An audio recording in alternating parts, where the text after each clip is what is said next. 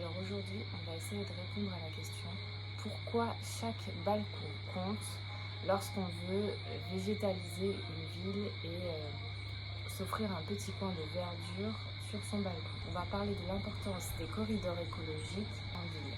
On sait tous d'instinct que planter un peu partout, que ce soit sur sa terrasse, sur son balcon, sur son rebord de fenêtre ou dans son jardin, c'est une bonne chose. On sait que ça rend notre environnement plus apaisant, que c'est bon pour la nature, mais est-ce qu'on sait vraiment pourquoi? Déjà, pour répondre à la question, ce qui nous vient à l'esprit en général, c'est que c'est bon pour les pollinisateurs. Alors, effectivement, le fait de planter des espèces à fleurs dans nos extérieurs va leur permettre de se nourrir beaucoup plus facilement et d'offrir, surtout dans un contexte urbain, aux pollinisateurs de quoi se nourrir. On n'oublie pas que les pollinisateurs se nourrissent de nectar et que passant de fleur en fleur en cherchant à récupérer du nectar, ils se couvrent de pollen et fécondent ainsi d'autres fleurs, ce qui permet la fructification et la reproduction sexuée des plantes. Évidemment, le fait de planter des fleurs a effectivement un effet très positif sur les pollinisateurs. À noter tout de même qu'on évitera de planter des plantes exotiques envahissantes. Pour ça, il faut se renseigner sur internet en allant checker les listes de l'IUCN pour voir quel statut a la plante que l'on désire planter pour être sûr de ne pas commettre une erreur. Et si possible, en essayant d'intégrer quelques espèces, au moins quelques espèces locales dans le lot de plantes que l'on va mettre dans ses extérieurs, parce que ça permet à l'espèce de perdurer et la concurrence est rude face aux plantes qui sont pas forcément envahissantes mais des plantes exotiques, même si beaucoup de plantes exotiques sont soit très jolies, soit ont des intérêts médicinaux ou gustatifs qui sont intéressants. Évidemment, tout ça, c'est bien sûr vrai, mais les effets de la plantation, même sur de tout petits espaces comme un balcon, un rebord de fenêtre, etc., ce n'est pas que pour la pollinisation, même si bien sûr ça a un rôle. En fait, le fait de créer des petits espaces verts, même minimes, ça va permettre de créer un corridor écologique. Sur une échelle, sur l'échelle d'une ville par exemple, ça peut avoir un impact assez important. Mais qu'est-ce qu'un corridor écologique? Eh bien en fait, un corridor écologique, c'est lorsqu'on permet l'implantation d'un milieu sur lequel va se déplacer et se nourrir une espèce et permettre leur déplacement. Donc ça crée un chemin pour une ou plusieurs espèces qui permettra de relier différents poules génétiques. C'est ce qu'on appelle les poules génétiques.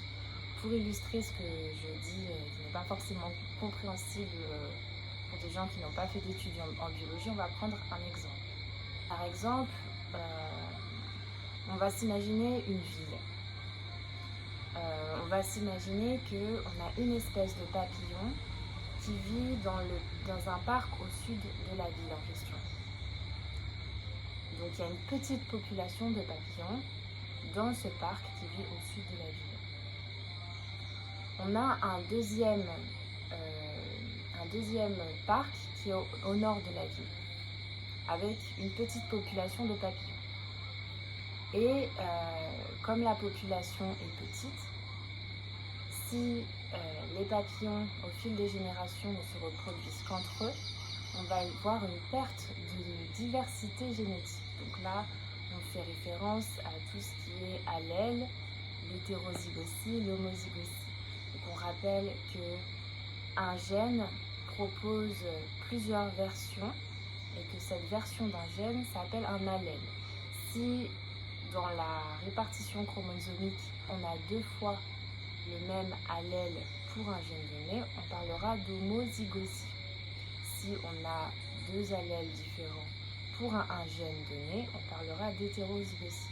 Il faut savoir que Dans la nature, les hétérozygotes sont plus résistants, plus résilients en cas de changement majeur, de catastrophes naturelles, etc. Parce qu'ils ont, les populations qui sont hétérozygotes ont un panel plus large d'adaptations possibles. Ils ont des caractéristiques qui se permettent de s'adapter à plus de variabilité que des individus qui sont homozygotes pour un gène donné. Ce n'est pas forcément à l'échelle de l'individu que je parle, mais vraiment à l'échelle de la population. Plus une population aura des caractéristiques diverses, plus la population aura de chances de perdurer dans le temps. Et donc notre papillon, qui est dans sa petite population et qui voit les générations se succéder, aura dans sa population la diversité génétique va se restreindre. On va donc aller vers plus d'homozygotes pour un gène donné et même pour plusieurs gènes. Et on peut arriver à des phénomènes de consanguinité. Construire des corridors écologiques, c'est un grand terme, mais le fait d'avoir des petits points de verdure qui permettent aux papillons de faire des petits arrêts comme ça. Donc lui, il est dans le parc du sud de la ville. Et s'il trouve des petits balcons pour remonter de petit à petit jusqu'au parc situé au nord de la ville, on va avoir un transfert d'individus, donc un flux de gènes, c'est ce qu'on appelle un flux de gènes, avec l'apport de nouveaux allèles dans la population. Parce qu'il va se reproduire et il va créer un sang neuf, ce qui va permettre de créer un petit peu d'hétérozygotie. La population en général sera plus résiliente au changement climatique, à tout événement qui peut venir perturber la vie de cette espèce de papillon. Le fait de créer plusieurs petits points de nourrissage et ou de repos pour les individus quels qu'ils soient. Ça peut être, là je parlais de papillons, mais ça peut être un insecte, un petit oiseau, etc. Ça va leur permettre de faciliter les échanges entre deux endroits où on a des poules génétiques importants. Donc là où il y a de la reproduction et où on a les populations qui sont stationnées à différents endroits. Et donc oui, l'ensemble de plusieurs populations qui sont fractionnées entre elles mais qui arrivent encore à avoir un petit lien, qui arrivent à avoir un lien, on va parler de métapopulation. Donc il faut vraiment garder en tête que chaque petit pot de fleurs compte et que ça permet vraiment à des espèces de ne pas rester bloquées dans un seul petit espace confiné avec ses congénères, et ça permet vraiment aux espèces, que ce soit des espèces végétales si on les laisse pousser en pot ou des espèces animales, de gagner une autre population et que les individus puissent se reproduire entre eux. C'est très important. Il ne faut pas négliger l'importance d'un rebord de fenêtre, même si on n'en a qu'un seul, ou d'un balcon. Ça peut faire vraiment la différence pour les espèces, surtout dans un contexte urbain. Et donc, il ne faut pas oublier que plus la population a une diversité génétique importante, plus elle sera résiliente dans le temps. Parce qu'elle sera capable de s'adapter à plus de scénarios. Comme elle est plus hétérozygote et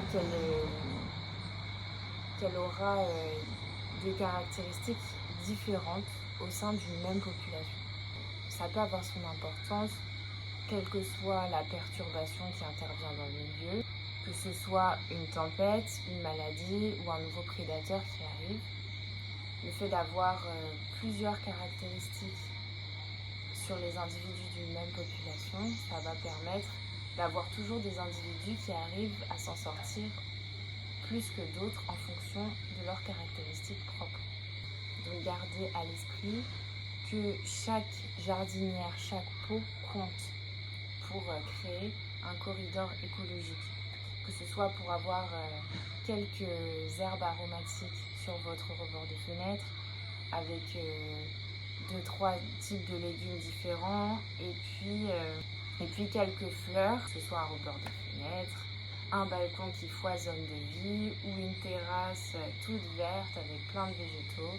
Ça fait vraiment la différence. À noter que plus la diversité de vos plantes sera grande, mieux ce sera, parce que plus on aura une diversité de plantes importante, plus les animaux, par exemple, qui se nourrissent de ces plantes seront variés eux aussi. Donc on a une espèce qui va préférer telle plante, une autre, et ça permettra à plus d'espèces de se déplacer. Petite mention spéciale pour les gens qui laisseraient quelques herbes folles se développer au sein des pots, c'est pas mal, surtout si c'est des petites fleurs sauvages. Ça peut permettre à une espèce locale de perdurer, notamment des adventices. Donc les adventices, c'est ce qu'on appelle mauvaises herbes couramment, mais qui ont leur place et qui sont tout simplement des herbes sauvages qui poussent à l'état naturel et qui ont leur importance pour la faune locale. Certaines abeilles qui vont être exclusives sur une espèce de plante donnée, ça fait vraiment la différence. Évidemment, dans cette optique-là, on n'utilisera pas de pesticides, sinon c'est totalement contre-productif. Parce que tuer les espèces ne les aide pas à se déplacer, évidemment. Même si vous traitez une plante pour un type de ravageur donné, ça va avoir un impact souvent sur tout un tas d'autres espèces. Même vous, d'ailleurs, donc faites attention. Lorsque vous utilisez des pesticides, moi je vous conseille de ne pas en utiliser, même si oui, on aura des pertes, parfois à cause de certains ravageurs, etc. Mais il y a toujours des petits remèdes maison à base de savon noir, etc. qui peuvent nous aider à optimiser ce qu'on veut voir se développer ou pas. Voilà, donc j'espère que j'aurai été assez claire dans cette vidéo. Et n'oubliez pas que chaque petit pot a son importance et que c'est pas parce qu'on n'a pas de jardin qu'on ne peut rien faire avec les plantes. Au contraire. En plus, c'est joli.